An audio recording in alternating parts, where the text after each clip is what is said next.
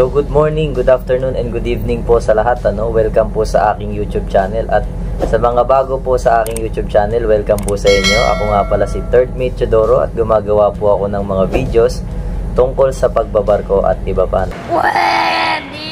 Punta po tayo sa part 3 ng ating port documentation, which is yung mga miscellaneous na or yung mga others, kumbaga. Yung mga forms na finifill-upan na sinesend ng agent or ng mga port authorities para po sa ating port documentation.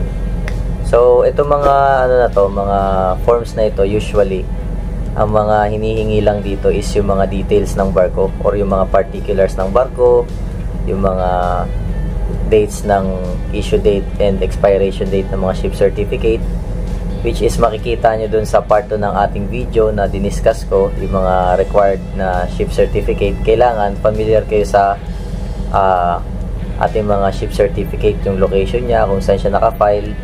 So, syempre, as a third mate, it is your duty na i-assist si kapitan sa port documentation. So, yung mga basic lang na finifill-upan, dapat ma-fill-upan mo na para nang sa gayon, malesen yung workload ni kapitan. So, next is yung mga last 10 ports, mga ganun. Minsan, naghihingi sila ng ng mga, may sarili silang form na nanghihingi ng mga last 10 ports of call, yung dates of arrival and departure, mga ganun. Crew list, may sarili rin silang crew list minsan. Ano pa ba? Na, yun lang naman siguro.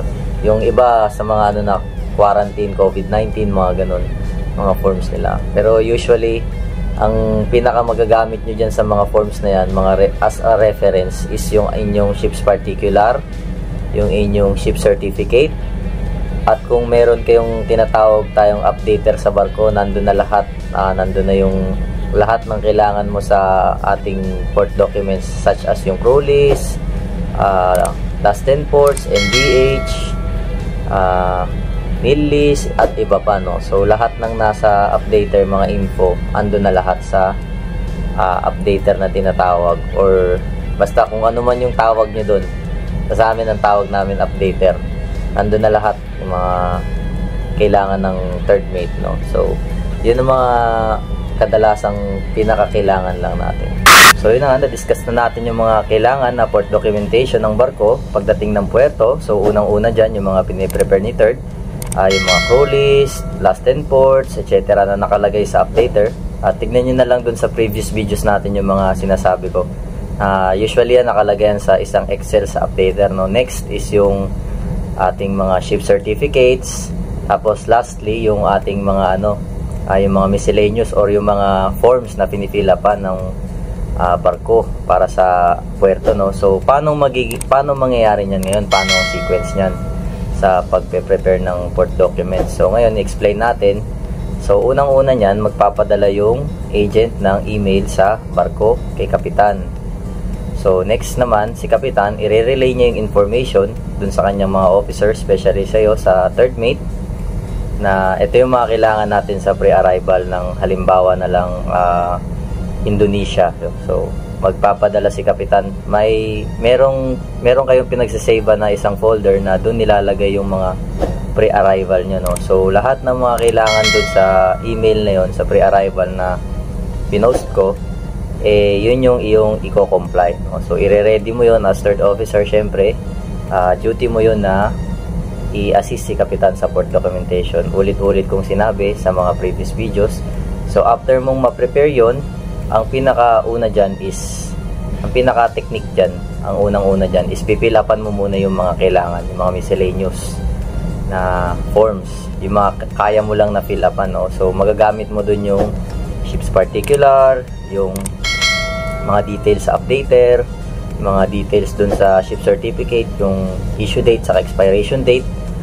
Tapos, after mo ma-fill-upan yun, dun ka na mag-prepare sa mga, prepare mo na yung mga pinaprepare sa crew list, yung mga karaniwan. Crew list, last 10 ports, maritime declaration of health, crew effects, crew currency, kung minsan may nag-aanap ng crew currency, nil list, passenger list, ship store declaration, passenger list, at iba pa. So, lahat ng yun, i-ready mo na prior arrival at ipapacheck mo kay kapitan, papapirma mo siya, tapos lalagyan mo ng ship stamp, ano. So at yung mga after mapirmahan ni kapitan yon, i-scan mo yon, tapos may pinagsasavean kayo na na isang file, soft copy, no. So kasi ang pinakauna niyan, i-email muna ni kapitan dun sa ahente yung mga kinakailangan niya, mga port docs, mga ship cert, mga nasa updater mo. So yun ang kanyang i-email. May pinagsasavean kayo na isang folder dyan sa barko. So next naman, after mapilapan napilapan mo na yung mga kailangan sa miscellaneous, na ready mo na yung mga port docs, tapos yung mga ship certificate nakasave na dun sa pinagsasavean, isa-send na ngayon yan ni kapitan sa agent. Tapos ikaw naman, yung mga ni-ready mo na port docs such as yung crew list, last 10 ports, i-keep mo yan sa isang folder, dahil pagdating nyo ng puerto, ipe-present nyo yan sa mga authorities. Sasampa yung mga authorities dun such as yung custom, quarantine, agent, at iba pa, no. So kung may mga ibang requirements sila, basahin nyo na lang dun sa email. So yun lang ang pinaka-process dun. After nyong ma-present, syempre partner kayo ni kapitan.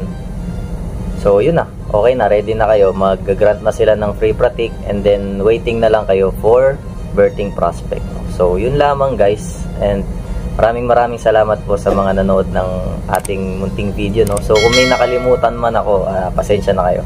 Comment down below na lang yung mga nakalimutan kong pine-prepare. So far yun lang naman ng mga pine-prepare ni Third at ni Kapitan ng barko. So usually teamwork kayo dyan sa pag-prepare ng port documentation. So sa immigration pala, usually chine-check dyan yung mga passport. Minsan meron silang face control na tinatawag, no. So lahat ng crew tatawagin isa-isa, at from the word itself, no, face control, kumbaga titignan kung tama ba yung taong to sa passport na nakalagay, tama ba yung mukha nung tao na to dun sa passport na nakalagay. So yun lang guys ang additional dun sa immigration, no.